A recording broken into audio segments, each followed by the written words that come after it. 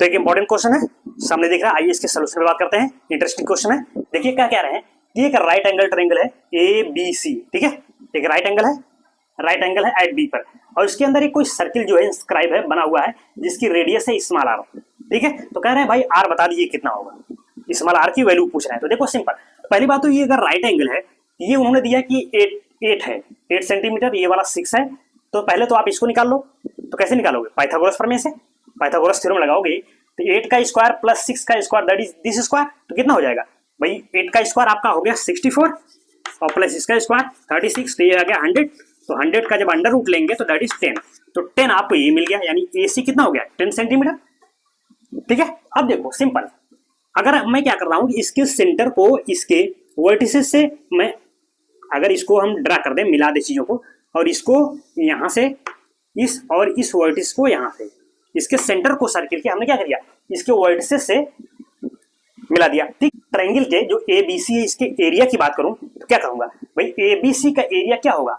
Area of this triangle, ये देख रहे हैं आप, अगर मैं इसको O कहूं तो हम OBC का एरिया, फिर OAC का एरिया, फिर OBA का एरिया निकाल लें और सबको ऐड कर दें, तो वही तो इस पूरे ट्रायंगल का एरिया हो जाएगा।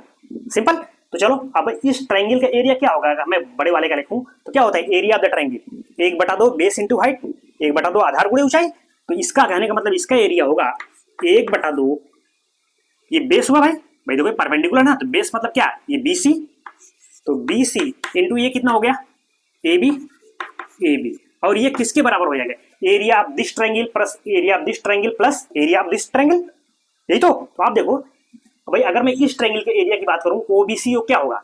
ये भी तो वही होगा 1/2 बेस इंटू हाइट, तो बेस तो ये हो गया, ये देखो ये हाइट होगी भाई, ये हाइट ही तो होगा भाई, ये रेडियस है और इस पॉइंट पे टेंजेंट है, तो पॉइंट ऑफ कांटेक्ट पर रेडियस, और ये टेंजेंट क्या होते हैं? परपेंडिकुलर हुए, जब परपेंडिकुलर हुआ तो ये तो हाइट ही हो गई ना।